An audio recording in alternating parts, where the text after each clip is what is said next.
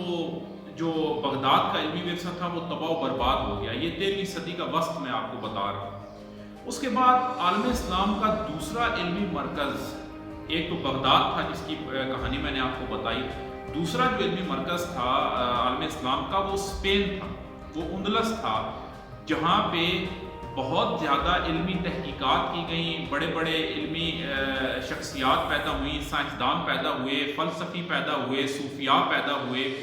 انہوں نے جن کا تعلق اسپین سے تھا، کیونکہ اسپین کی سلطنت جو تھی مسلمانوں کی، وہ اس خلافت کی، وہ مرکزی خلافت، بغداد کی خلافت، خلافت عباسیہ کی بات کروں، اس کے پیرالل، اس سے الگ اسپین کے اندر چلتی رہی.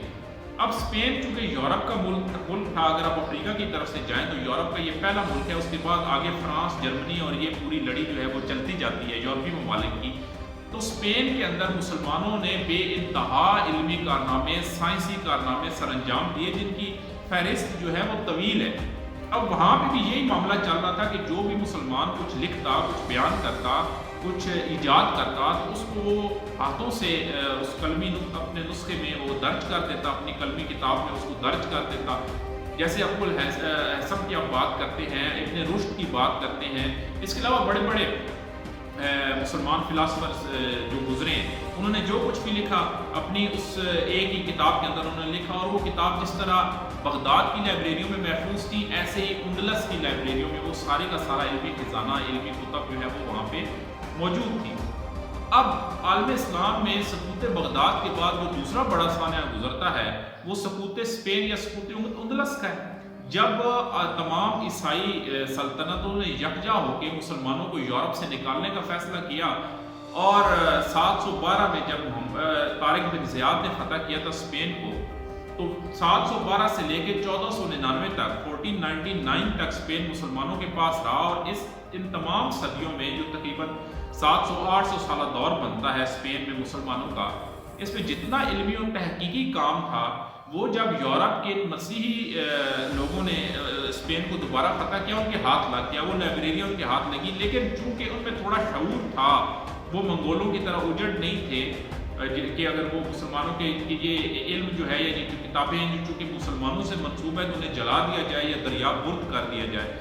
انہوں نے ان تمام کتابوں سے استفادہ کیا، اور اسپین جس کی سرحدیں ملتی ہیں فرانس کے ساتھ، یہ سارا کا سارا علمی ورثہ اسپین سے انہوں نے نکالا. کیونکہ اسپین پہ مسلمانوں کو تو انہوں نے نکال دیا تھا، افریقہ کی طرف مار دیا، کچھ قتل کر دیا، اور باقیوں کو انہوں نے نکال باہر کیا، ایک مسلمان کو بھی زندہ نہیں چھوڑا گیا.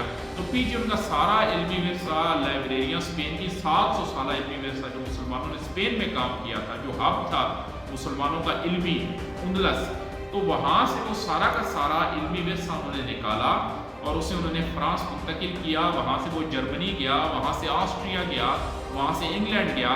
اب ان لوگوں نے کیا کیا؟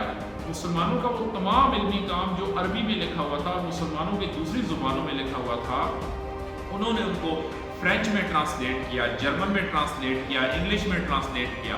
اب ان کو ٹرانسلیٹ کرنے کے بعد وہ تحقیقات جو مسلمانوں نے وہاں تک کی تھی، جس سٹیج تک مسلمان ان تحقیقات کو، چاہے وہ سائنسی ہوں، چاہے وہ فلسفے کی ہوں، چاہے وہ طبیعت کی ہوں، چاہے وہ ریاضی کی ہوں، کسی بھی سبجیکٹ کی ہوں، وہ جس سٹیج تک مسلمان لے کے آئے تھے، جہاں تک وہ علمی کام ہو چکا تھا، اس سے آگے پھر یورپ نے اس کو سٹارٹ کیا. اب میں آپ کو انٹرسٹنگ بات بتاتا ہوں، یہ تاریخی صداقت ہے.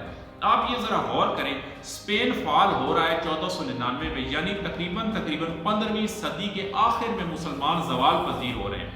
اب اگر آپ یورپ کا جو ماڈرن ایرا ہے، جس کو آپ جدید دور کہتے ہیں، جس کو آپ سائنسی انقلاب، یورپ کا سائنسی انقلاب بولتے ہیں، یہ شروع ہوتا ہے 16ویں صدی میں.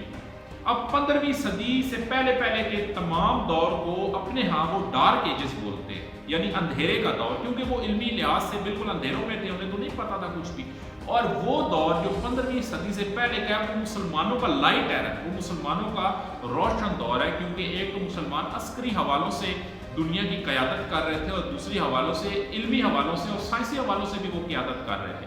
اب جب 15ویں صدی کے آخر میں اسپین فعال ہوتا ہے، اس سے پہلے سقوط بغداد ہو چکا ہے، بغداد فعال ہو چکا ہے، وہاں کا علمی ورثہ تباہ ہو چکا. جب یہاں پہ اسپین فعال ہوتا ہے، اور جیسے اسپین فعال ہوتا ہے، جیسے ہی مسلمانوں کا علمی ورثہ یورپ میں داخل ہوتا ہے، وہاں پہ علمی انقلاب آ جاتا ہے. 15ویں صدی کا اینڈ چل رہا ہے یہاں پہ، جب مسلمانوں کو اسپین سے نکالا جا رہا ہے اور مسلمانوں کے کتب خانے یورپ میں داخل ہو رہے ہیں. اور 15ویں صدی کا اینڈ اور آگے 16ویں صدی کا آغاز، اور جیسے ہی 16ویں صدی کا آغاز ہوتا ہے تو یورپ اس کو اپنا لائٹ ایرا بولتا ہے، روشنی کا دور، علم کا دور بولتا ہے، اور اس کے بعد یورپ میں ایک دم علمی انقلاب آ جاتا ہے، سائنسی تحقیقات شروع ہو جاتی ہیں۔ اور یہ کیوں ہوا؟ یہ اسی اسپین سے گئے ہوئے مسلمانوں کی علمی ورثے کی سبب ہوا، جس کی وجہ سے یورپ نے یہاں تک جو ہے وہ ترقی حاصل کی۔